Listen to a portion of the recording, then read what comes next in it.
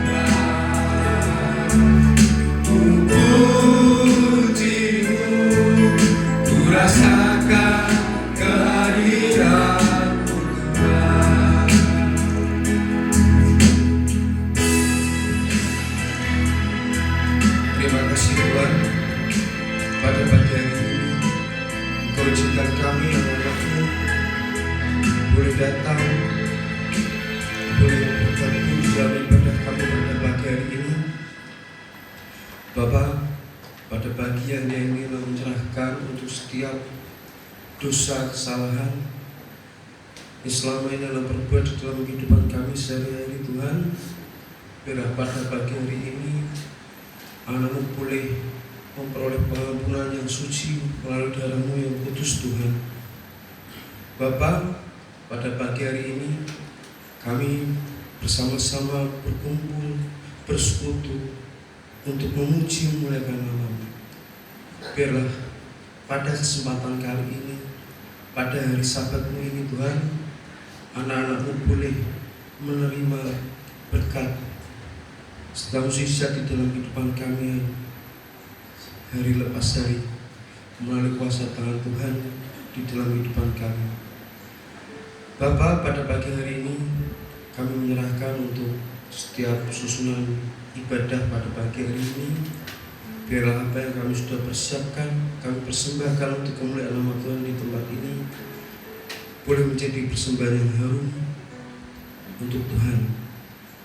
Bapa, pada kesempatan pagi hari ini kami juga menyerahkan untuk saudara-saudara kami yang mungkin saat ini masih dalam perjalanan. Kiranya Tuhan selalu menuntun setiap langkahnya untuk menuju tempat permohonan ini Tuhan. Biarlah mereka bisa bergabung bersama dengan kami, boleh merasakan khidmat ibadah pada pagi hari ini, boleh menerima berkat firman Tuhan yang telah disampaikan oleh hamba-Mu nantinya Tuhan. Begitu juga menyerahkan untuk saudara-saudara kami yang mungkin saat ini sedang mengalami sakit penyakit Tuhan. Biarlah melalui bulir-bulir kuasa Tuhan Tuhan menyembuhkan di dalam setiap proses pengobatannya, melalui obat-obatan, melalui dokter yang akan membantu menangani anak-anak yang saat ini sedang sakit. Begitu juga Tuhan menyerahkan untuk setiap anak-anak yang saat ini sedang lemah imannya Tuhan. Mungkin saat ini mereka sedang bermalas-malasan atau memang sengaja menghindar untuk datang ke rumah-Mu Tuhan. Tapi kami yakin dan percaya bahwa kuasa Tuhan tidak pernah terlambat di dalam setiap kehidupan kami. Tangan Tuhan selalu berkarya di dalam kehidupan kami semua. Bapa, mungkin ini doa anak-Mu yang kurang sempurna yang boleh kami aturkan di dalam hadirat-Mu Tuhan. Kami menyerahkan untuk setiap ibadah kami dari awal pertengahan hingga akhirnya nanti. Kiranya tangan Tuhan selalu ikut campur di dalam setiap pergumulan kami. Terima kasih Tuhan Yesus. Kami pada pagi hari menyerahkan ibadah kami pada saat ini hanya di dalam nama Tuhan. Kami yakin dan percaya. Amin. Bapak Ibu masih sanggup berdiri? Masihnya lemes. Masih sanggup berdiri?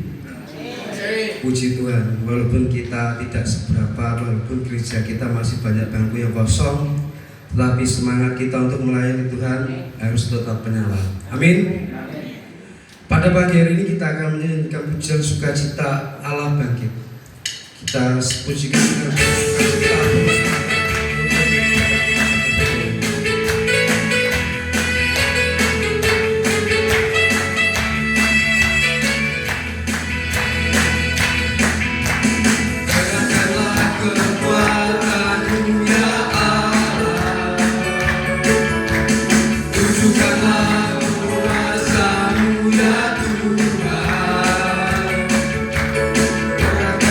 Sungguh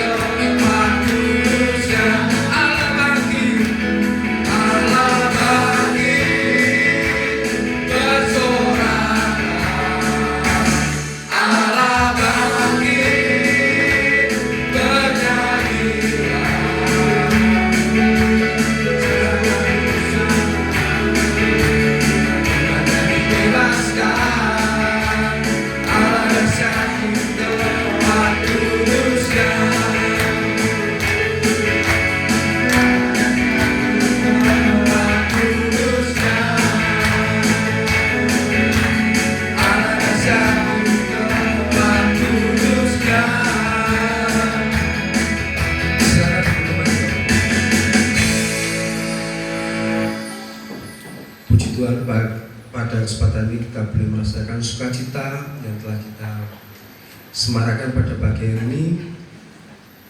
Baik Bapak Ibu, tiba saatnya kita akan menerima sabda firman Tuhan yang akan disampaikan oleh Bapak Pendeta Vivit Trianto MTH.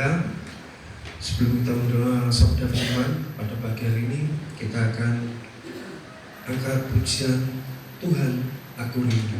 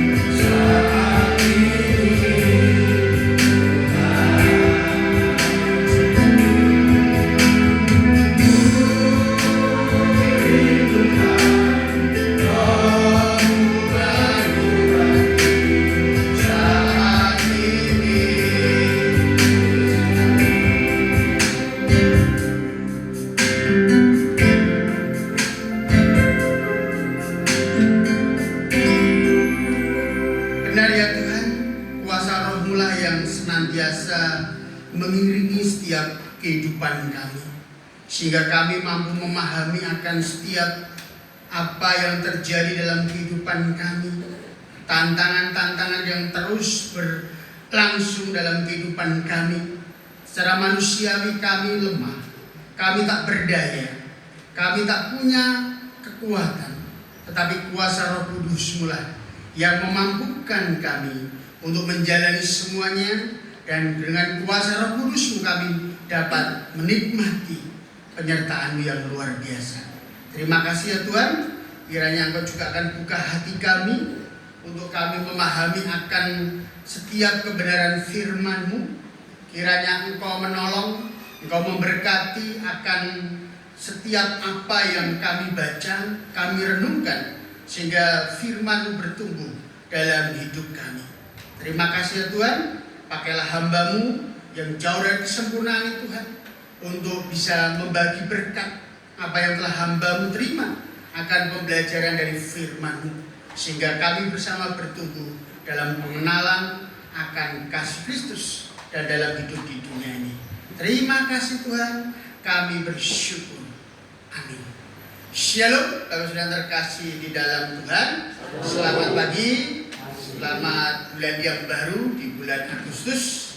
Ya, kita bersama-sama menikmati karya Tuhan untuk bangsa kita mengalami kemerdekaan yang keberapa? 81. Tahu temanya? Temanya untuk apa itu? HUT RI yang ke-81 ini. Ya.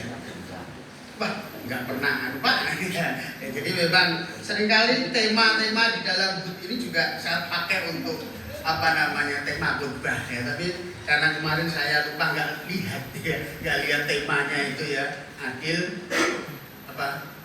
makmur ya, mandiri, adil dan makmur ya. Tapi kita akan belajar bersama pada kesempatan di bulan Agustus ini bagaimana kita sebagai anak Tuhan yang sesungguhnya kita juga telah dimerdekakan dari kehidupan dosa.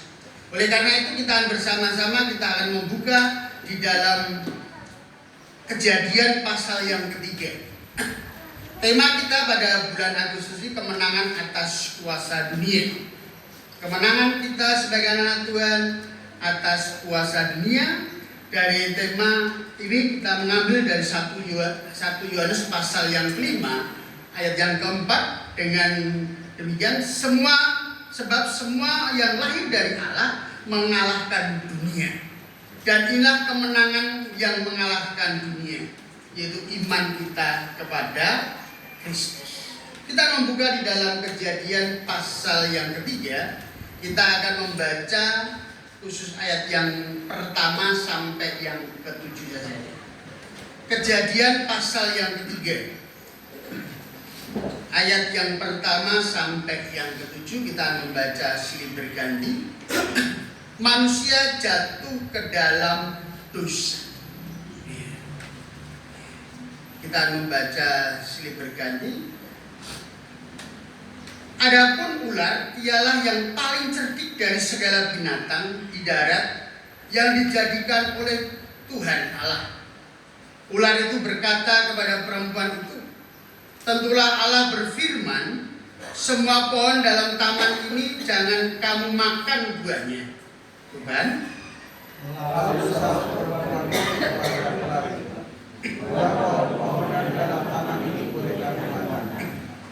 tetapi tentang buah pohon yang ada di tengah-tengah taman, Allah berfirman, jangan kamu makan ataupun raba buah itu, nanti kamu mati.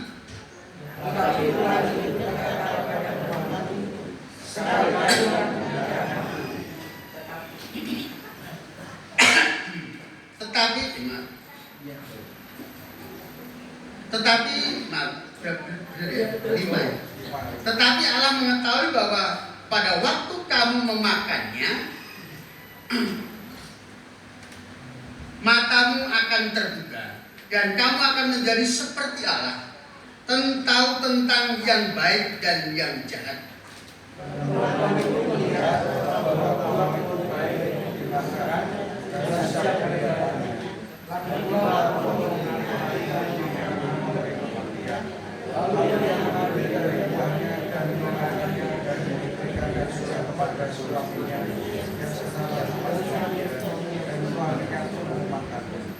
Kita baca bersama-sama. Maka terbukalah mata mereka berdua, dan mereka tahu bahwa mereka telanjang. Lalu mereka menyemat daun pohon ara dan membuat jawat. Bapak Saudara terkasih di dalam Tuhan, dari perikop ini kita diberikan penjelasan bahwa kehidupan asal mula manusia, Allah menciptakan, memang awal ketika Allah menciptakan segala sesuatu yang Tuhan ciptakan baik. Ketika Allah menciptakan alam seisinya, Tuhan memberikan kepada setiap ciptaannya dengan penyataan sungguh alangkah baik. Ya, aku melihat bahwa semuanya itu baik. Ya. Dari penciptaan langit cakrawala, kemudian penciptaan tanah dan air, kemudian tanaman dan binatang. Ya. Dan kita melihat juga di perikop pasal yang pertama, Tuhan menjelaskan bagaimana kerinduan Allah yang menciptakan manusia. Berfirman Allah, baiklah kita menjadikan manusia bergambar dan rupa kita, supaya mereka berkuasa ikan-ikan di laut, dan berkuasa burung-burung di udara, dan di atas ternak, dan atas seluruh bumi, dan atas segala binatang melata yang merayap di bumi. Maka Allah menciptakan manusia menurut gambarnya, menurut gambar Allah diciptakannya dia, laki-laki dan perempuan diciptakanlah mereka. Allah memberkati mereka, lalu Allah berfirman kepada mereka, beranak cuculah dan bertambah banyak, penuhilah bumi dan taklukkanlah itu, berkuasalah atas ikan-ikan di laut dan burung-burung di udara, dan atas segala binatang yang merayap di bumi. Ya. Kalau kita perhatikan dari penciptaan ini, kita lihat bersama bagaimana kerinduan Allah yang luar biasa. Allah memiliki tujuan ketika Allah menciptakan manusia. Kata serupa dan segambar dengan Allah, imago Dei, di mana Allah ingin supaya dalam diri manusia itu juga ada kepribadian daripada Allah, sehingga sama manusia bisa menciptakan, walaupun apa yang diciptakan oleh manusia berbeda dengan apa yang diciptakan oleh Allah. Allah punya kehendak, manusia juga punya kehendak. Nah, Bapak Saudara terkasih di dalam Tuhan, awal mula Allah menempatkan mereka manusia di Taman Eden, taman Allah, taman kemuliaan, di mana di situ manusia memiliki kemerdekaan yang luar biasa. Ya. Setelah ia diciptakan yang kemerdekaan yang luar biasa, memanfaatkan apa yang ada di dalam kehidupan di taman itu dengan gratis, tanpa harus mengupayakan. Tuhan menciptakan semuanya, hanya diminta mengelola apa yang telah Tuhan ciptakan itu. Akan tetapi dalam perjalanan waktu, kemerdekaan yang ia rasakan terkoyakkan setelah di dalam bacaan tadi, dalam ayat yang tentu dikatakan apa? Mata mereka terbuka bahwa mereka terlanjang. Nah, mata mereka terbuka dan telanjang, menunjukkan keberdosaannya itu, mengakibatkan dirinya rasa malu antara laki-laki dan perempuan. Kemerdekaan yang tanpa batas pada akhirnya terkoyakkan karena mereka melanggar apa yang menjadi ketentuan Allah. Allah menempatkan di taman yang luar biasa, dan Allah memberikan peringatan akan pohon pengetahuan baik dan jahat. Jangankan mengambil, meraba pun jangan. Tetapi yang dilakukan manusia pada waktu itu, karena rujukan daripada ular, maka jatuhlah mereka dalam dosa.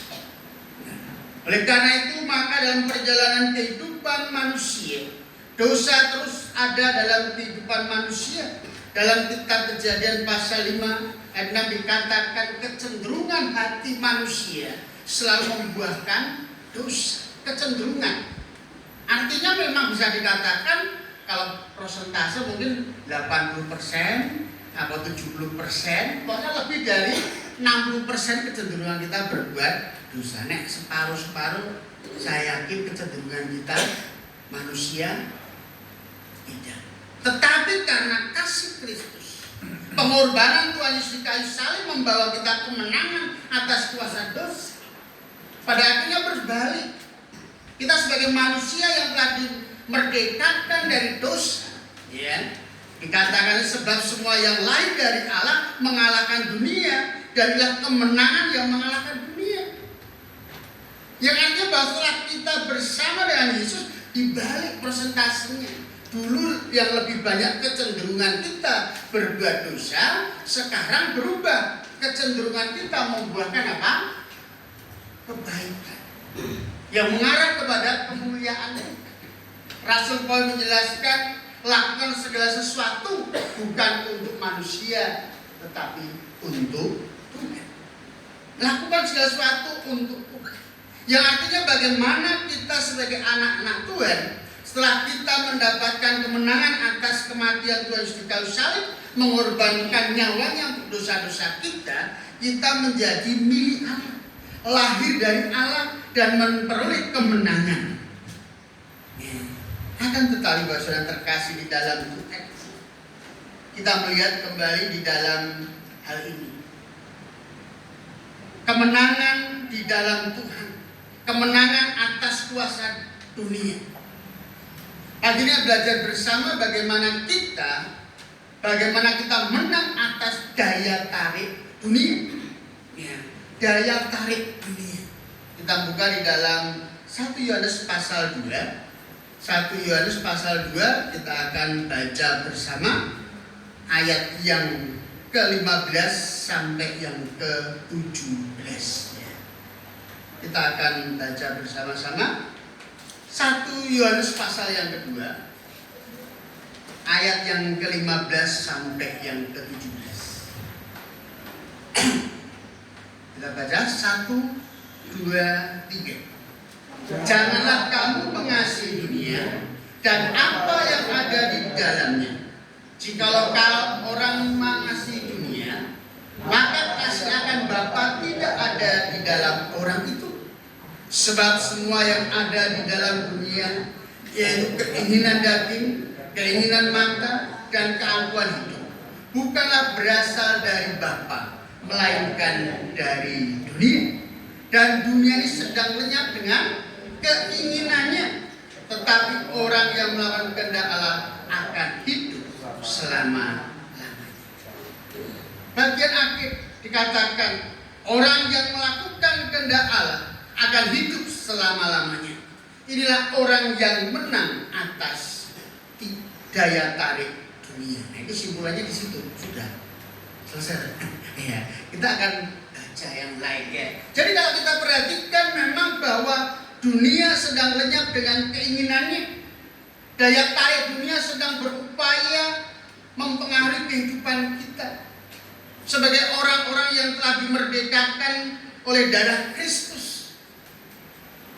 Karena dunia tidak ingin kita numpang saja di dunia ini. Ya. Dunia tidak ingin kalau kita hanya makan minum di dunia ini saja, bekerja di dunia ini saja, tetapi tidak mau mengikuti aturan-aturan dunia. Sedangkan kita, walaupun kita menumpang di dunia ini, kemah, ya, Pak Paulus mengatakan kemah, ya, karena memang dia sebagai pembuat tenda, menggambarkan bahwa tubuh kita itu seperti kemah, siap dibongkar kapan saja. Nah, kapan akan dibongkar oleh Tuhan? Tentang kematian jasmani kita nggak tahu kapan waktunya. Kelahiran ada urutan, kematian tidak ada urutan. Nah, itu akan terjadi dalam kehidupan kita selama di dunia ini. Nah, Tuhan menempatkan kita di dunia. Kenapa? Ketika Tuhan menciptakan kita di dunia ini. Karena di dunia inilah Tuhan ingin membawa kepada kita bagaimana ujian-ujian iman kita.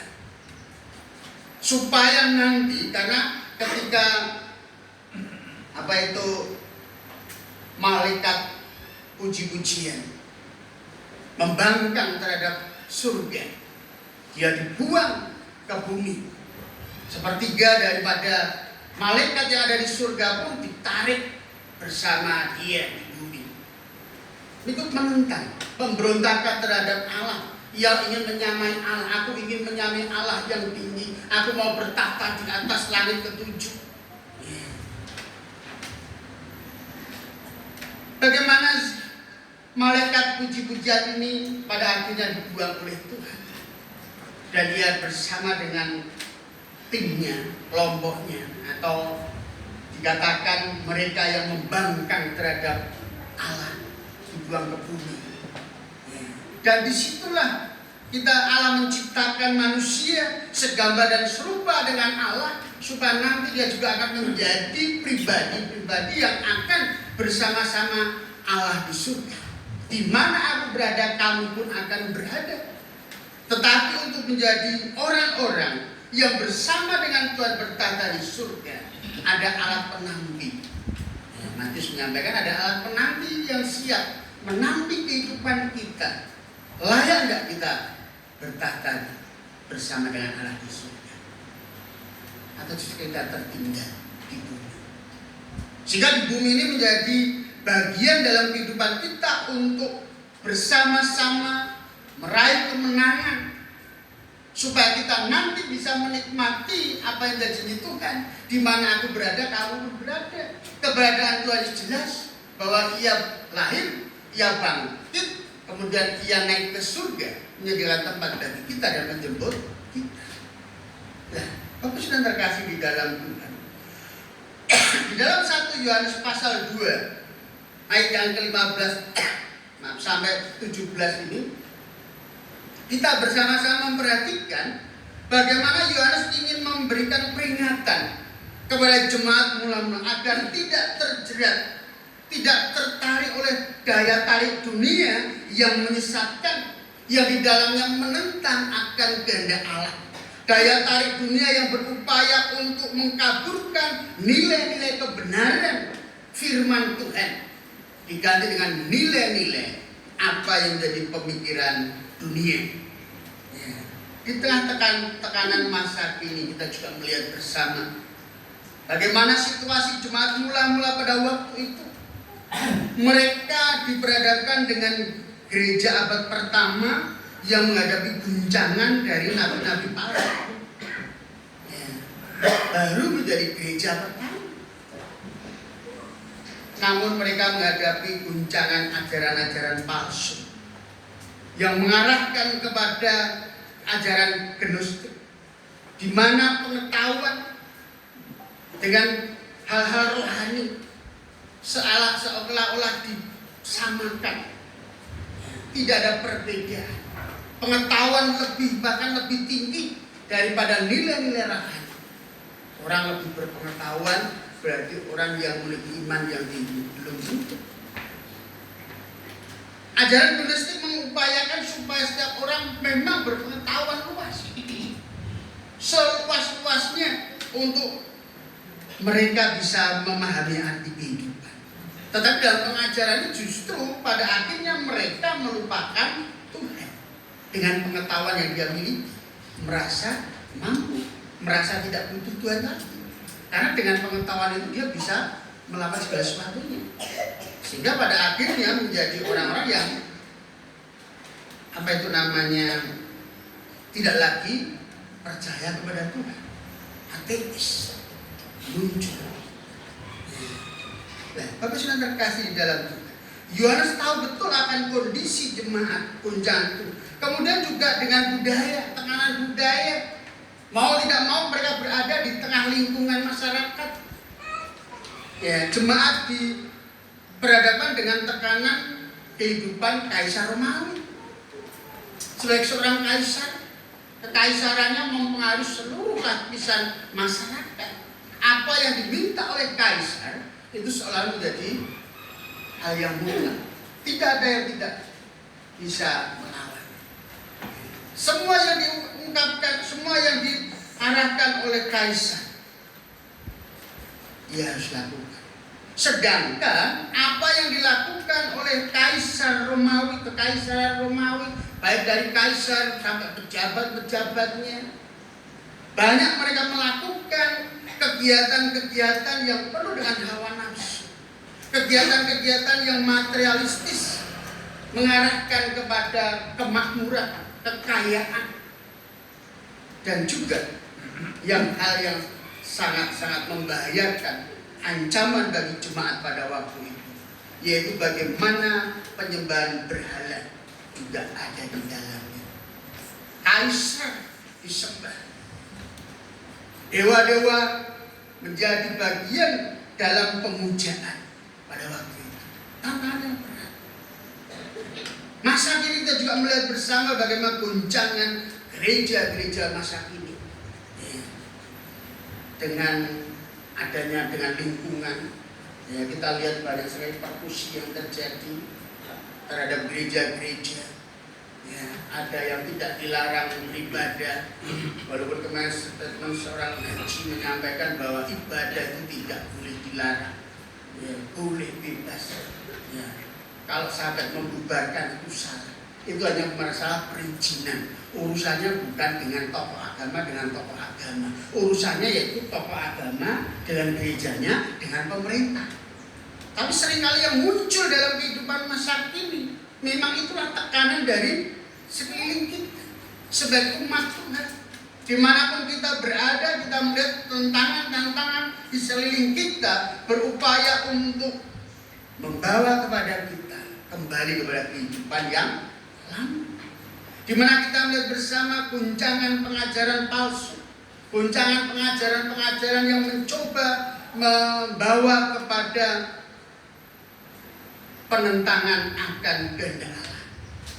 Ya, sekarang apa, Pak? Ya, itu dulu ada ajaran, Pak. Sekarang masih banyak. Kenapa kamu berangkat ke gereja, duduk di rumah lihat YouTube, pengkhotbah handal pun banyak daripada dengarkan suara Pak Bibit? Ya, lebih baik pendeta A, pendeta B yang di sana lewat YouTube aja bisa. Ngapain ke gereja? Ada juga acara. Ya. Bahkan di Semarang, saya sangat sedih juga. Teman saya sendiri sih ya. Ya, karena dia tidak punya gereja, akhirnya dia karena waktu COVID itu dia mengumumkan, ya, memproklamirkan dirinya, aku pendeta. Ya, pendeta yang aku pendeta media sosial. Ya, jadi mengumumkan bahwa aku adalah pendeta media sosial. Jemaatnya banyak. Ya, saya sering buat YouTube, saya begini. Lah, sampai seperti ini. Ya. Loh, oh, Pak Sam seperti itu. Nah, kurang di jemaat toh, ya. Saya nggak punya jemaat, ya sudah. Buat ini di YouTube berarti saya pendeta media sosial. Nah, itu sampai kepada pemerintah, dia ngomong saya pendeta media sosial. Jadi dia sangat dekat dengan yaitu siapa namanya, wakil gubernur siapa, Cak Yasin, ya, teman dekat. Ya, saya juga dekat dengan Cak Yasin, dia juga dekat. Ya, saya wah ya Cak Yasin sebagai apa itu, dia Muslim, dia menyampaikan, oh iya kamu Pak pendeta media sosial. Ya, jadi ini Pak pendeta yang punya gedung ya. Jadi sampai seperti itu ngobrol di guyon gitu. Wah nggak bener nih ya, tapi itu goncang. Kemudian juga kita mengajarkan banyak sekali ajaran-ajaran yang mencoba untuk mengkaburkan keimanan orang percaya. Ya. Ngapain kamu ke gereja? Kamu sakit atau tidak sembuh? Lebih baik ke sana. Ya, di sana saja ada penyembuhan. Nah, ini juga muncul berbagai macam.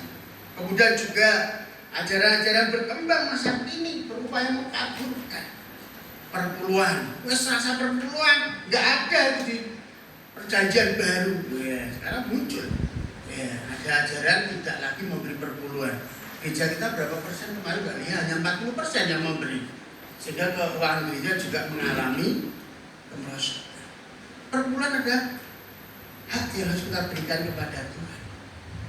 Daripada Abraham juga menyampaikan bagaimana praktek Dia memberikan kepada Melkisedek perpuluhannya. Pada masa Yakub juga memberikan perpuluhan. Kemudian juga dalam imamat memberikan perpuluhan kepada imam-imam Lewi. Dalam Matius 23:32 juga disampaikan bagaimana Tuhan Yesus mengecam ahli-ahli Taurat dalam perpuluhan. Nah, pengajaran di dalam Maleakhi memberikan bukti bahwa perpuluhan menjadi bagian penting, ya, sebagai bentuk keimanan. Makanya di dalam Maleakhi kita diminta untuk apa? Memuji Tuhan. Nah, malah kita disuruh memuji Tuhan. Tuhan tuh yang harusnya memuji kita karena ketidakpercayaan kita, karena kedegilan hati kita. Dengan persembahan perpuluhan saja kamu telah menipu aku. Apalagi dengan yang lain, ini bentuk ketaatan. Ngomongin di dalam perjanjian baru aja nggak tertulis. Lah apakah kita itu hidup dalam perjanjian baru? Tuhan Yesus itu dalam perjanjian baru, tetapi Tuhan Yesus menggenapi perjanjian lama. Sehingga apa dalam perjanjian lama walaupun tidak tertulis langsung di perjanjian baru, karena itu sudah menjadi pengajaran yang baik yang dilakukan terus. Dan seringkali kelompok-kelompok yang tidak mau perpuluhan itu seringkali mengalibikan, wah yang penting 2 Korintus berilah dengan kerelaan hati. Ya perpuluhan itu kerelaan hati. Ya. Nah itu seringkali dikabulkan. Banyak sekali pengajaran-pengajaran mencoba memberangus kehidupan gereja masa kini. Nah, terlebih lagi kita lihat bersama bagaimana dunia memberikan daya tarik tersendiri untuk mengambil iman kita dari iman yang benar kepada iman yang setengah-setengah, bahkan iman yang kosong. Mengaku dirinya orang Kristen, KTP identitas Kristen, tetapi ya, dalam kehidupannya hanya sebatas perilaku hidupnya tidak menunjukkan sebagai orang-orang yang bertobat, orang-orang yang telah dimenangkan dalam kasih Kristus. Daya tarik dunia membawa kita. Oleh karena itu di dalam 1 Yohanes pasal 2 ayat yang ke-15 sampai 17 peringatan untuk tidak mengasihi dunia. Orang percaya tidak boleh mengasihi dunia atau apapun di dalamnya. Kasih kepada Bapa lebih utama karena tidak bisa disampingkan. Kasih kepada dunia, kasih kepada Allah setengah-setengah, tidak bisa. Tidak bisa dipadukan menjadi satu kesatuan. Dan sistem dunia sangat menentang keberadaan Allah. Oleh karena itu mari kita bersama memperhatikan apa disampaikan di dalam 1 Yohanes ini. Ayat yang ke-15 dikatakan, janganlah kamu mengasihi dunia dan apa yang ada di dalamnya. Jika orang mengasihi dunia, maka kasih akan Bapa tidak ada di dalam orang itu. Bapak sudah terkasih di dalam Tuhan. Daya tarik dunia supaya kita mengasihi lebih lagi dalam hati, sehingga kita terjebak dengan apa yang menjadi yaitu gaya kerja di dalam dunia. Ya. Yohanes menegaskan bahwa kasih kepada Allah dan kasih kepada sistem dunia ini tidak bisa dipersatukan. Ya. Kalau kita perhatikan pengertian daripada dunia ini adalah bukan dunia ciptaan Tuhan ini, ya, tetapi mengarahkan kepada sistem nilai yang dimiliki oleh dunia. Jadi bukan dunia secara global bumi ini, tetapi adalah bagaimana sistem dunia. Dikatakan bagaimana seluruh kehidupan, cara berpikir, nilai-nilai moral yang selalu mengedepankan kepada kejahatan dan hidup dalam lingkungan dosa. Ya. Bagaimana kita melihat bersama sistem daripada nilai dunia selalu memberontak akan hakikat daripada Allah. Aturan-aturan yang ada dalam Alkitab yang kita yakini, Alkitab bukan sebuah buku. Alkitab adalah visi Allah yang dinyatakan dalam kehidupan kita secara tertulis, supaya kita bisa membaca, supaya kita bisa merenungkan, supaya kita bisa memahami dengan jelas. Sehingga makanya Alkitab diterangkan dalam berbagai bahasa. Bukan berarti Alkitab itu tidak asli. Ya. Tujuan Alkitab ditulis bukan gen asli, otentik, wah orisinil, ojo diapa-apa, disimpan. Ya punya Alkitab disimpan. Wah Alkitab itu masih bagus. Ya masih dari berapa tahun yang lalu masih bagus nih ya, saya simpan di lemari. Ya, Alkitab itu kita baca, kita buka, kita renungkan sehingga membawa dampak dalam kehidupan kita. Sehingga kita mengerti ini sistem dunia, ini sistem Allah, ini cara dunia, cara Allah. Nah, bagaimana kita mampu mengontrol, mengendalikan hidup kita? Dunia berupaya, nilai-nilainya terus dikembangkan, seolah-olah itu memberikan nilai tambahan dalam hidup kita. Ya.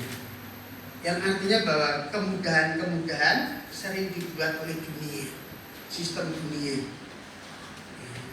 Tetapi sesungguhnya kesalahan yang fatal terhadap kebenaran firman Tuhan. Ya. Karena di dalam sistem dunia ini selalu meninggalkan tentang hakikat manusia. Jelas. Yang penting duit menang, yang penting punya kuasa menang, yang punya pengaruh menang. Ya. Tidak lagi melihat orang, walaupun dia menangis, walaupun dia menyembah minta tolong ini, oh no. Ya. Salah. Tidak lagi menganggap harkat martabat manusia, bahkan mengabaikan pencipta, menghalalkan segala cara demi kepuasan pribadi. Dan di sini kita melihat bersama, dunia terus membawa kepada kita umat Tuhan yang sama. Bahkan ironis, di dalam kehidupan bergereja pun juga terjadi, yang akhirnya muncul perpecahan dalam gereja dengan sepele, ya, karena melayani, ya, melayani aja karena wah kok ini kok nyanyi ya tadi Pak Bambang wis apa namanya, saya ini kok suaramu kok elek yo, serah bapak yang penting melayani ya. Iya masa dulu tadi malam dengarnya kok suara Pak Bambang kok gitu ya apa ya. Ternyata dia pengakuan tadi pagi bu, setelah ditinggal istri kok suaramu berubah. Iya, tapi dapat Pak Bambang terus jalankan pelayanannya. Seringkali hal-hal sepele itu menjadi apa? Tidak usah dipakai lagi besok. Ya. Atau mungkin saya merasa bisa melayani dengan baik sehingga yang muncul bukan untuk Tuhan tapi untuk. Nah inilah sistem dunia yang tawarkan, yang berupaya untuk mempengaruhi kehidupan umat Tuhan. Bahkan di dalam Yakobus 4, kita lihat dalam Yakobus 4 ayat keempat.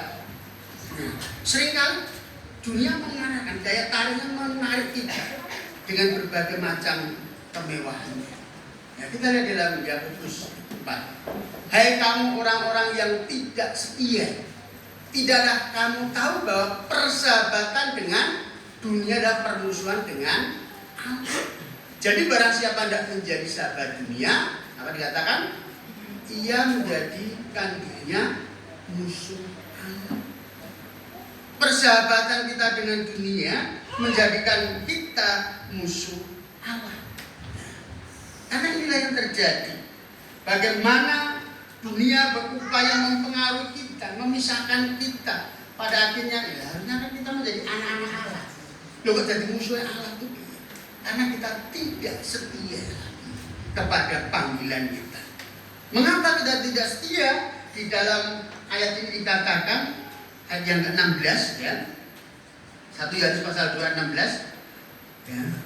Sudah jam angkat ya. Ya. Nah, percepat ya. Sebab semua yang ada dalam dunia, yaitu keinginan daging, keinginan mata, keangkuhan hidup, bukanlah berasal dari Bapa, melainkan dari dunia. Yohanes menggarisbawahi bahwa daya tarik dunia ada 3 hal. Hedonisme, paham hedonisme untuk memuaskan hawa nafsu. Paham yang terus berubah pemuasan hawa nafsunya, terpuaskan, happy, yang penting happy. Ya, bukan happy maksudnya. Yang penting senang, yang penting senang, yang lainnya enggak masalah.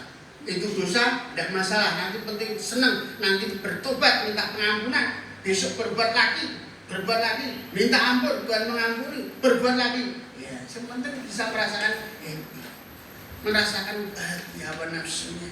Di mana keinginan daging, sistem dan nilai yang mengajarkan bahwa tujuan tertinggi hidup manusia apa? Kepuasan. Bisa puas enggak?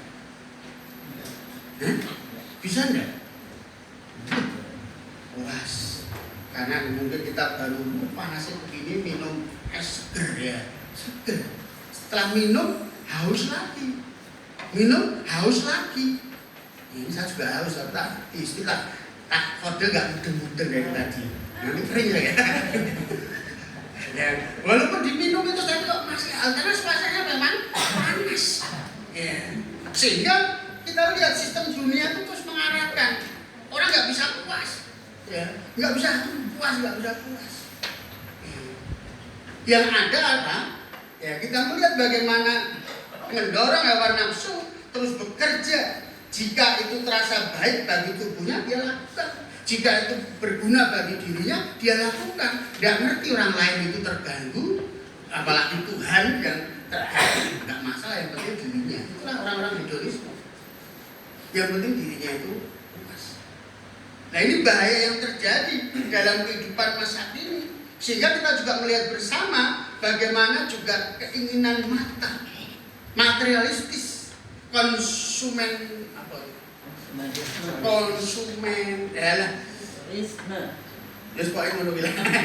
ya seperti itu ya. Jadi kita konsumentif ya, terus konsumsi ya, yang artinya memang keinginan mata ya. Ini merupakan sistem yang dunia pakai untuk menilai bahwa segala sesuatunya keberhasilan dari apa yang bisa dilihat ya, sehingga untuk bisa melihat orang lain, bisa melihat dirinya berhasil. Sistem dunia terus memberikan arahan ini yang pada akhirnya muncul ketamakan, rasa tidak pernah puas dengan apa yang sudah dia miliki. Ya, karena pada dasarnya keinginan ini untuk supaya tampak dilihat oleh orang lain. Dan dunia itu menawarkan banyak cara-cara untuk bisa itu. Dengan prestasi di situ dipakai. Dengan kita bekerja, pekerjaan kita dipakai oleh iblis untuk kita bisa melakukan kehidupan yang mengikuti daya tarik dunia melalui keberhasilan kita, sehingga muncul yang namanya ketamakan dalam kehidupan kita. 1 kurang, 2 kurang, 3 kurang, berapa yang bisa pas? Tidak pernah. Nah, yang terakhir Bapak sudah terkasih dalam Tuhan, yaitu keangkuhan hidup yang dikatakan bagaimana secara hal ini ada egoisme dan kebanggaan diri. Ya memang dalam ya terima kasih ya. Ya, dan kita melihat bersama juga keangkuhan hidup. Ya, egoisme terjadi. Sekarang dengan model media sosial, ya, egoisme terjadi dalam kehidupan kita. Dulu duduk bersampingan ngobrol, sekarang duduk bersampingan ya diem-dieman. Ya, mana yang kuat? Mau tanya ya nggak penak, masih pegang HP. Ya, sudah ngobrol. Egonya semakin tinggi, haus akan pengakuan, sehingga muncul sekarang sebagai viral. Ya, dunia kan sudah suka dengan viral. Bagaimana? Bahkan sampai ya nyawa menjadi taruhannya. Gue pikir-pikir viral di rel kereta, tahu-tahu sambar tenan mati ya. Ya, mundur-mundur di yang di Salatiga dulu itu di apa itu grojokan apa itu ya, itu malah kecemplung ya. Pada itu di situ ya di ya, Mas Mbak Wahyu ya di mana Tenjombang juga pernah ada ya anak apa itu SMA atau kuliah ya, selfie di kali malah kecemplung hilang ya. Nah, itu karena pengen viral, pengen pengakuan bahwa aku. Nah, sedangkan kalau kita perhatikan keviralan yang terjadi masa kini, coba banyak yang mana positif atau negatif? Viral sekarang. Ya. kebanyakan justru hal-hal yang negatif itu yang lebih populer. Hal yang baik sedikit followernya, tapi hal yang jelek followernya banyak sekali. Ya inilah yang terjadi dalam kehidupan kita. Bagaimana dunia terus mengarahkan kepada kehidupan sehingga dalam hal ini maka status sosial, kekayaan, sosialita menjadi sebuah pemandangan yang tidak asing saat ini. Orang-orang berupaya untuk mengedepankan semuanya sehingga apa yang sedang terjadi dalam kehidupan dunia ini terus ingin dia tonjolkan. Nah, karena sekarang kita lihat bahwa orang-orang sekarang itu modelnya fenomena yang terjadi yaitu karena mata itu diperlihatkan dengan paparan-paparan iklan digital itu semakin kuat. Banyak sekali. Kemudian budaya belanja daring. Ya, itu memang ketika kita buka, saya itu juga kadang nonton di Shopee itu menarik ya. Pengen itu mencet tuku, pengen mencet tukurin duitnya kok penting ya ini. Jadi itu memang berarti ditambah-tambahkan ya. Ketika kita suka buka ini nanti ditambahkan itu terus. Ya, itu terus dimunculkan. Seolah-olah itu media sosial itu ngerti keinginan kita. Misalkan saat ini kita pengen ya karena ini masa kemerdekaan baju-baju untuk kemerdekaan jersey. Wah, itu ketika kita sudah buka itu nanti setelah itu muncul terus iklan-iklan tentang baju jersey itu. Wah, emang itulah. Kita perlu lihat bahwa media sosial itu tahu keinginan kita. Kita sudah klik ini, klik lebih dari 2 kali, nah itu akan muncul itu bukan 1, 2, tapi ribuan bisa jadi. Dan sehingga kita itu akan terus terbawa ke situ. Mood kita mana? Wah, baju jersey untuk 17-an. Wah, muncul terus. Kalau kita sudah mulai ke bagian yang lain, ya itu sudah mulai berkurang. Nanti bagian ini yang sering buka lagi, muncul lagi. Lah, jangan kesalahannya seringkali hal-hal belanja daring ini tidak terkontrol oleh kita.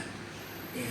Kemudian juga fenomena saya kemarin tuh kalau jemput RT, wah ini FOMO apa sih ya? FOMO.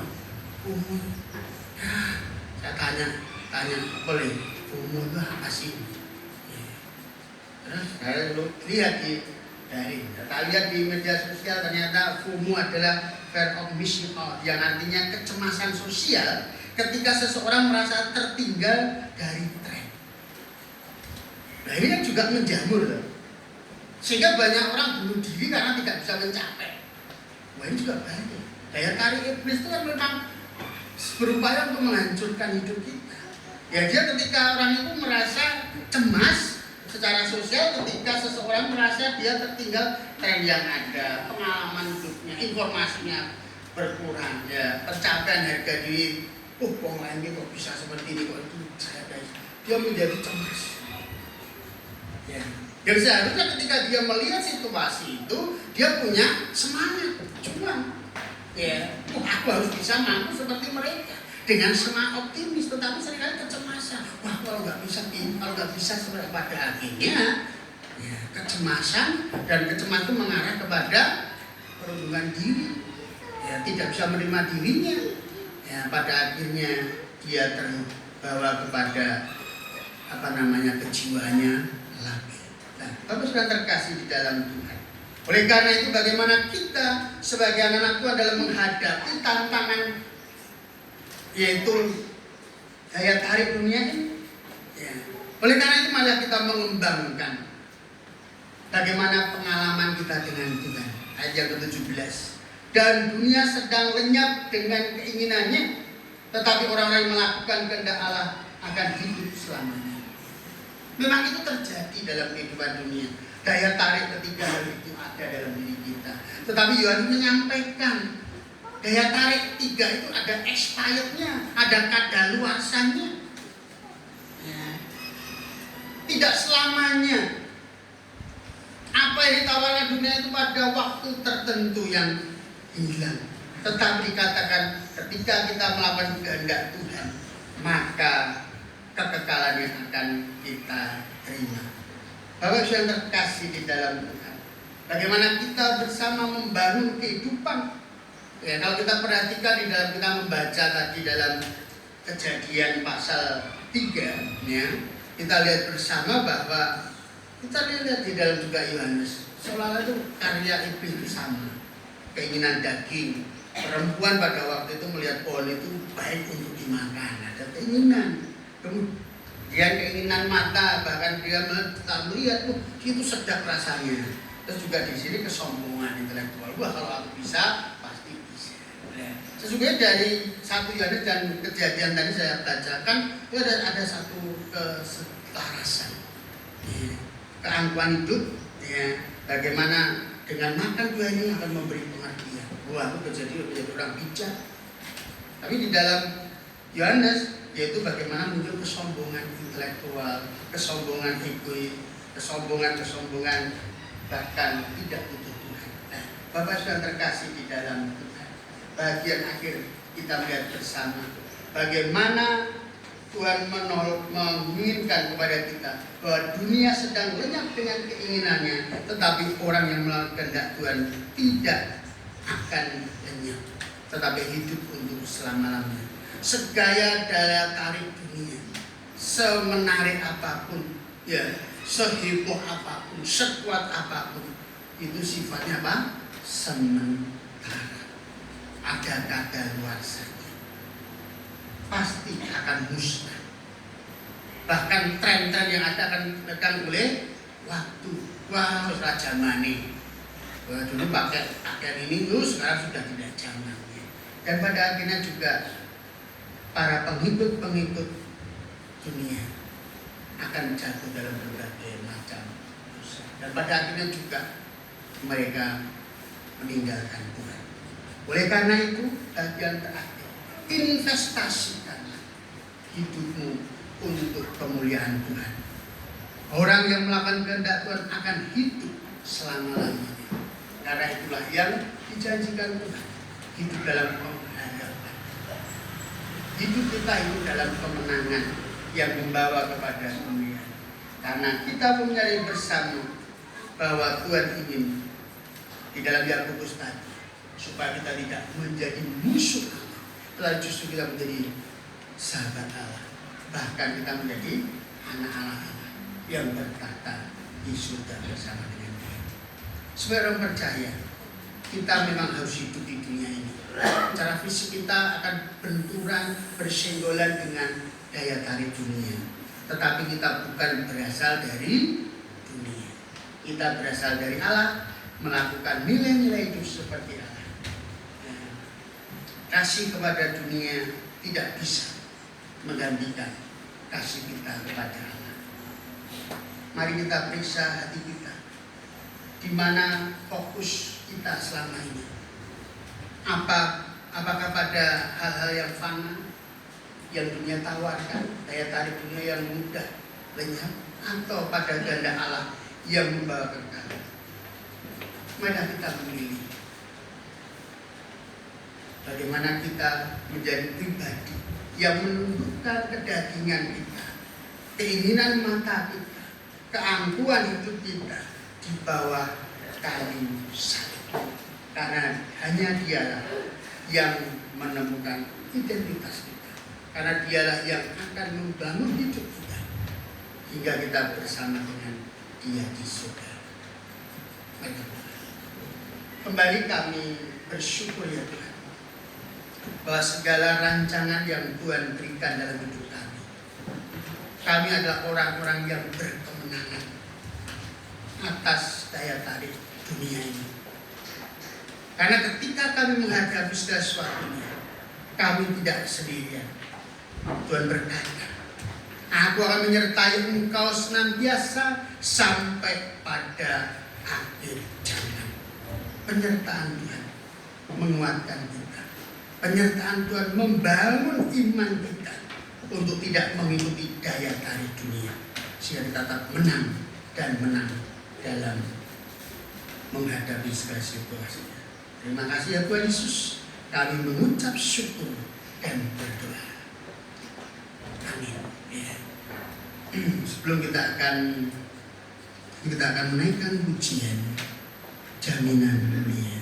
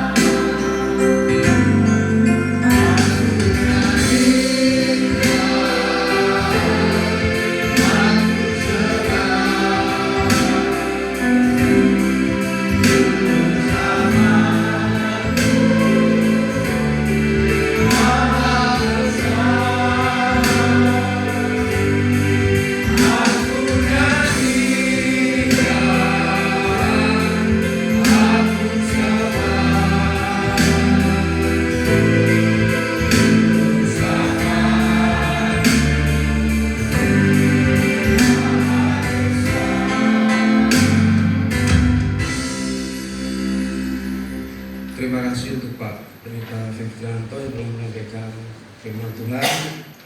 Saya mau mengikuti sedikit dari firman Tuhan yang telah saya bawa Pendeta. Hidup kita sebagai kemah yang siap digunakan kapan saja. Jadi kita sudah siap menerima konsekuensi dalam kehidupan, maupun suka maupun duka yang akan kita hadapi suatu saat.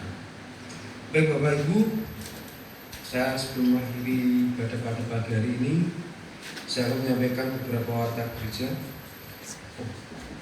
Mohon maaf, sebelum kita mendengarkan watak gereja, tapi kita akan menyerahkan persembahan terkait untuk Tuhan. Sama dengan kasih untuk tugas persembahan Bapak Darima dan Ibu Nunu bisa menolong untuk menghidupkan kantor persembahan.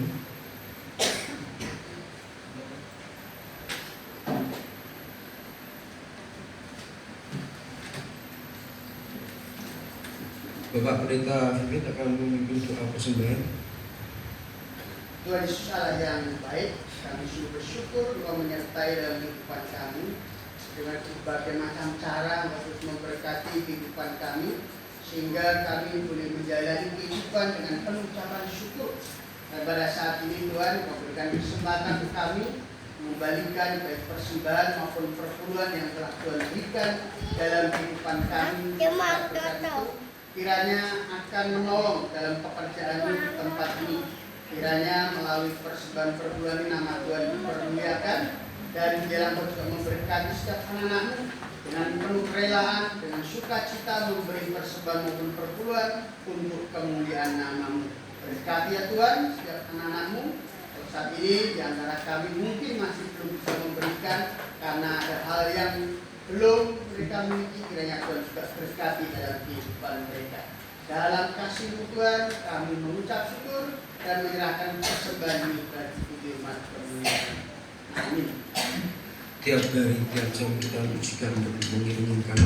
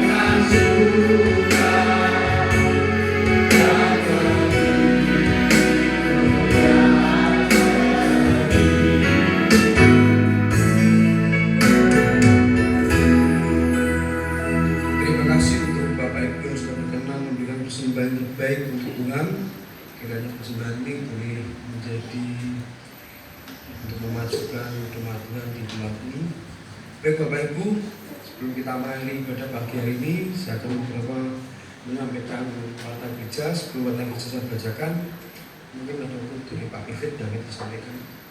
Selamat pagi Bapak Ibu, saudara-saudara sekalian. Kita berbahagia ada Mas dan Mbak, kakak-kakak yang bergabung pada pagi hari ini. Nah, itulah kehidupan Bapak Ibu ya. Ada yang datang, ada yang pergi. Dan kami berdiri di depan sini, kami sekeluarga mohon pamit Bapak Ibu dalam keanggotaan gereja. Kami ada pelayanan baru di sebuah gereja dan sebabnya kenapa nanti istri saya yang akan menceritakan. Cuman saya di sini sebagai kepala rumah tangga. Sudah sekian tahun kami melayani di tempat ini. Sebagai manusia biasa pasti kami banyak melakukan kesalahan. Jadi untuk seluruh jemaat kami mohon maaf sebesar-besarnya atas kesalahan mungkin tutur kata dan perbuatan kami Bapak Ibu sekeluarga. Kami mohon dimaafkan. Untuk Pak Tri sebagai ketua pengurus dalam pelayanan kami, banyak sekali kekurangan dan kesalahan, kami juga mohon maaf. Untuk Bu Nunung sebagai kepala sekolah minggu, kami juga guru sekolah minggu. Banyak sekali kekurangan dan kesalahan, kami mohon maaf. Untuk Bapak Ibu yang anaknya kami pimpin dalam sekolah minggu, kalau ada kesalahan dan kekurangan kami juga mohon maaf. Untuk PBI, selama saya menjadi ketua PBI di sini, ya saya juga merasakan banyak sekali kekurangan ya Bapak Ibu dan kesalahan. Untuk para pria baptis di tempat ini, kami mohon maaf yang sebesar-besarnya. Dan khususnya untuk Pak Pendeta Pipit Fitrianto dan keluarga, kami juga menyadari banyak sekali kesalahan dan kekurangan. Kami mohon maaf ya Pak Pipit Fitrianto. Dan nanti kami akan menyampaikan sebuah ujian yang judulnya tak ada satupun yang mampu memisahkanku dari kasih-Mu ya. Jadi Bapak Ibu, kami mengundurkan dari keanggotaan bukan berarti kita berpisah ya Bapak Ibu ya. Kita sebagai keluarga dalam satu Tuhan, kita pasti selalu mendoakan ya, selalu merindukan. Dan juga kalau Bapak Ibu kangen mau mampir ke STBI, rumah kami selalu terbuka buat Bapak Ibu ya. Yang pasti Tuhan Yesus tidak pernah meninggalkan kita. Jadi Bapak Ibu yang diberi kepercayaan Tuhan Yesus untuk melayani di tempat ini, semangat terus Bapak Ibu melayani Tuhan, mendukung pekerjaan Pak Pendeta Pipit di tempat ini. Gak usah lama-lama, nanti saya malah nangis Bapak Ibu. Silakan mesti saya.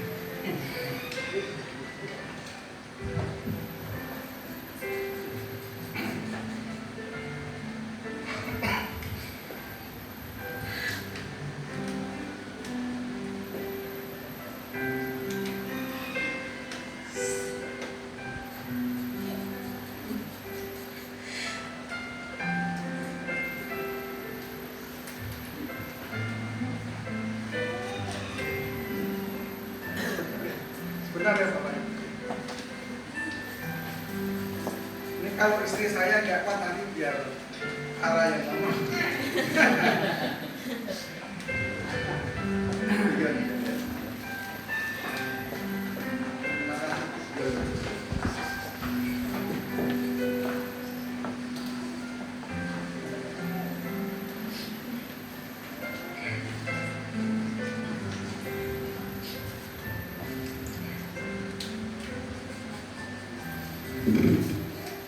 Hampir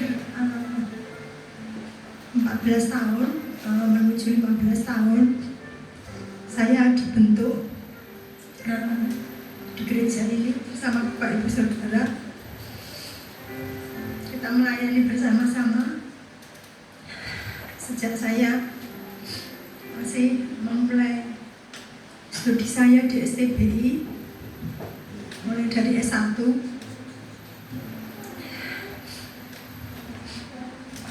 sampai saya mengakhiri studi saya sampai di jenjang S3 di tempat ini. Bapak Ibu Saudara yang selalu mendampingi saya mengucapkan terima kasih karena kita sudah bersama-sama melayani bersama-sama Tuhan di tempat ini. Hampir seluruh kehidupan saya di tempat inilah yang paling membentuk saya. Karena saya perjuangan hidup saya dalam meraih beberapa hal untuk masa depan saya. Bapak Ibu sangat mendukung, menolong saya bertumbuh. Saya mengucap terima kasih Bapak Ibu Saudara sudah mendampingi saya sebagai keluarga yang saling mendukung.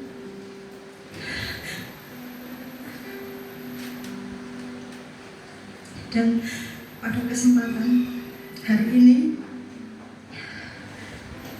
saya ingin menyampaikan bahwa setiap orang memiliki pergumulan masing-masing untuk bertumbuh.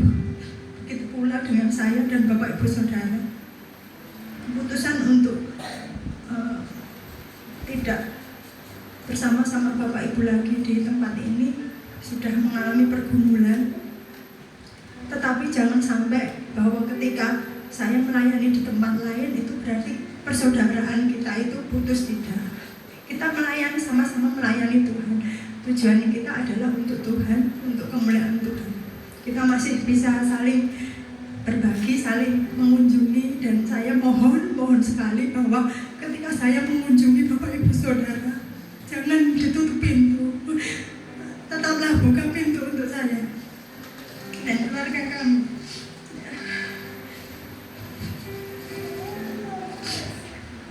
Saya sangat mengasihi Bapak Ibu Saudara, sangat mengasihi.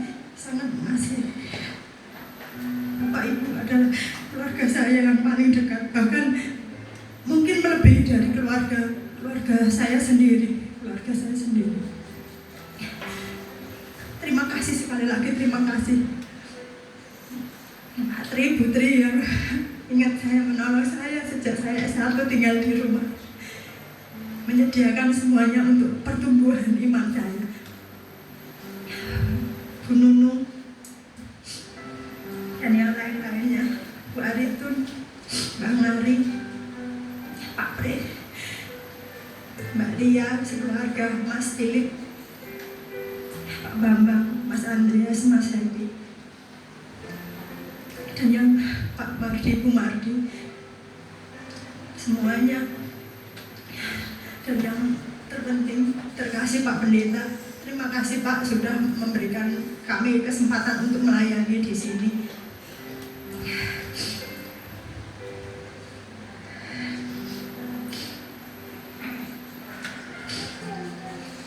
Ini bukan, sekali lagi ini bukan perpisahan kita ya, kita hanya berbeda tempat pelayanan saja. Kita saling mendukung di dalam doa. Tetaplah bersemangat melayani Tuhan. Biarlah roh kita terus menyala-nyala melayani Tuhan.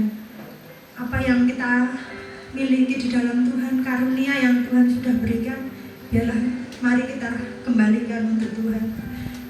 Yang bisa bermain musik, ini pemain musiknya Pak Philip dan Kakak Arpe, terus otomatis ikut saya gitu ya. Jadi yang lain yang bisa musik, ayo, jangan Mas Happy lagi, Pak Philip balik lagi main musik ya Pak. Terus yang lain Mas Daniel, Mas Momo yang bisa semuanya, mari mendukung gereja di sini, mendukung pelayanan Pak Pendeta. Jangan kita kendor, kita terus harus melayani Tuhan dengan penuh semangat. Dan terakhir, satu lagu yang dipilih oleh Pak Pungki, tak satu pun yang dapat mengisahkan kita. Apapun yang terjadi dalam hidup kita, ingatlah bahwa kita ini sahabat, dan yang pasti Tuhan Yesus sahabat kita yang akan terus menguatkan kita dalam melayani Tuhan. Dan sekali lagi juga, biarlah roh kita menyala-nyala terus melayani Tuhan. Saya akan menyanyikan bersama keluarga kami. Tak satu pun.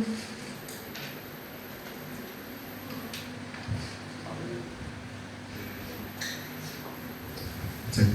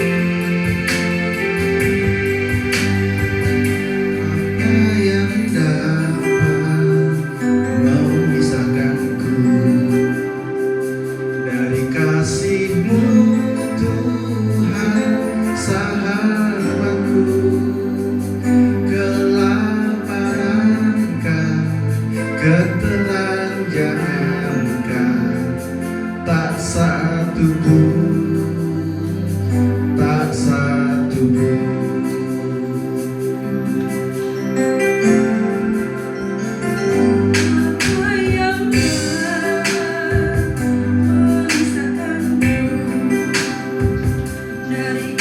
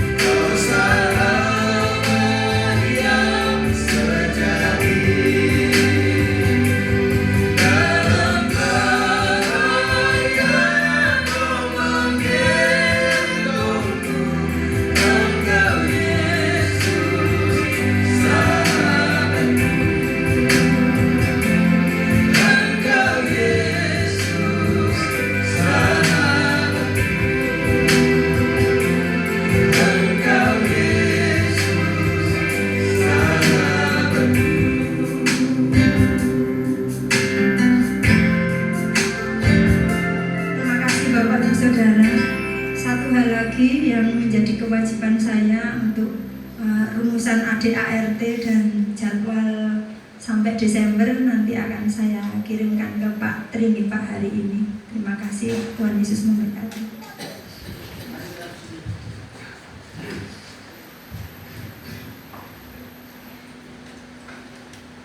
Sekali lagi, saya atas nama Gereja Baptis Indonesia Sambangan mengucapkan juga turut kehilangan akan keluarga dari Bapak Pungki. Tapi perlu sampaikan karena tadi tidak disampaikan oleh keluarga supaya tidak jadi pertanyaan jemaat. Kok pindah ngopo? Ya, beliau khususnya Ibu Karnawati diangkat menjadi asisten gembala Gereja Baptis Indonesia Bulu bidang pendidikan. Jadi menjadi asisten gembala. Jadi bukan hanya pindah karena pindah sebagai anggota biasa. Jadi ada bahasa gampang itu ada panggilan pelayanan khusus.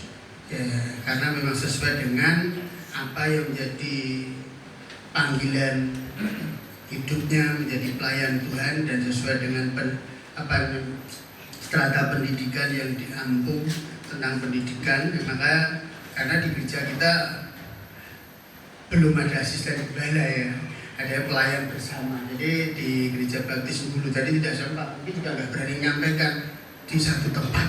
Dari dulu aja di satu tempat, nggak di mana. Ya kita harus fair ya, supaya tidak terjadi di antara kita. Ya, jadi beliau, saya bersyukur ya Tuhan juga panggil Ibu Nana untuk menjadi asisten sesuai dengan apa yang Tuhan percayakan. Namun juga sebagai gembala saya juga kehilangan ya untuk pelayanan dan juga keluarga yang ini, dan atas nama gereja dan juga saya pribadi sebagai gembala minta maaf kalau selama bersama dengan kami ya sudah cukup lama dan banyak ya antara gesekan dan hal-hal yang mungkin ya namanya ketika bersama mesti ada pertian ya. Kami atas nama gereja juga minta maaf kalau mungkin kurang dalam pelayanan kami, juga dalam kami bersama membangun kekeluargaan. Dan kami juga menyadari bahwa semuanya kita tidak berpisah, tetapi karena pelayanan ya, atas nama gereja juga mengucapkan selamat untuk pelayanan yang baru. Doa kami kiranya di tempat yang baru Tuhan pakai lebih lagi dan memberkati umat Tuhan, karena memang nanti ditempatkan di tempat-tempat yang memang bahasa kasar di grassroots yang akan menolong anak-anak yang butuh bantuan pendidikan ya. Ini memang melanjutkan dulu pelayanan salah satunya yaitu di daerah sini juga ya. Jadi untuk itu atas nama gereja sekali lagi saya mengucapkan ya selamat melayani Tuhan memberkati. Kita akan mendoakan. Ada mungkin ada Pak Tri mau ngomong? Dikerjakan dengan ketulusan hati, dimulai dikerjakan dengan semangat, dengan penuh kasih dan semua untuk kemuliaan nama Tuhan. Kami percaya apa yang Tuhan percayakan kepada hamba-Mu ini Tuhan, semua dalam rancangan-Mu dan Tuhan yang menetapkan anak-anak-Mu ini Tuhan. Kembali kami serahkan biar keluarga Bapak Pungki menjadi keluarga yang harmonis, keluarga yang menjadi teladan, keluarga yang mengasihi Tuhan. Kami menyerahkan sekali lagi ya Tuhan, biarlah mereka di dalam melayani di tempat yang baru diterima dengan penuh sukacita dan mendapat pertumbuhan dalam pelayanan di sana. Terima kasih ya Tuhan, sekali lagi anak-Mu kami serahkan ke dalam kuat kuasa-Mu. Haleluya. Amin. Kita akan mengakhiri ibadah kita. Pujian dan syukur hanya kami naikkan di dalam nama Tuhan Yesus Kristus yang menjadi Tuhan dan Juru Selamat kami, yang senantiasa menyertai dan membimbing dalam kehidupan kami sehingga kami layak di hadapan-Mu. Saat ini Tuhan, kami boleh mengakhiri ibadah kami saat ini. Kami menyerahkan hati, pikiran, perasaan kami ke hadirat-Mu ya Tuhan. Layakkan setiap apa yang kami lakukan dalam ibadah ini Tuhan, kiranya berkenan di hadapan-Mu. Dan saat ini anak-anak mohon pulang ke rumah masing-masing. Dan menyerahkan ya Tuhan, ialah mereka pulang dalam damai sejahtera Tuhan Yesus Kristus yang harus menyertai, membimbing dan menguatkan menghadapi setiap tantangan kehidupan masa kini. Mereka tetap ada di dalam Engkau. Mereka tetap menikmati kehidupan bersama dengan kehendak Engkau, sehingga mereka akan menikmati kehidupan di surga nantinya ketika Tuhan Yesus datang menjemput. Dan serahkan ya Tuhan anak-anak-Mu, ialah sukacita surga yang melimpah sekarang sampai selama-lamanya. Tuhan Yesus memberkati. Kita naikkan pujian doa yang best. Oh, kemuliaan bagi Tuhan.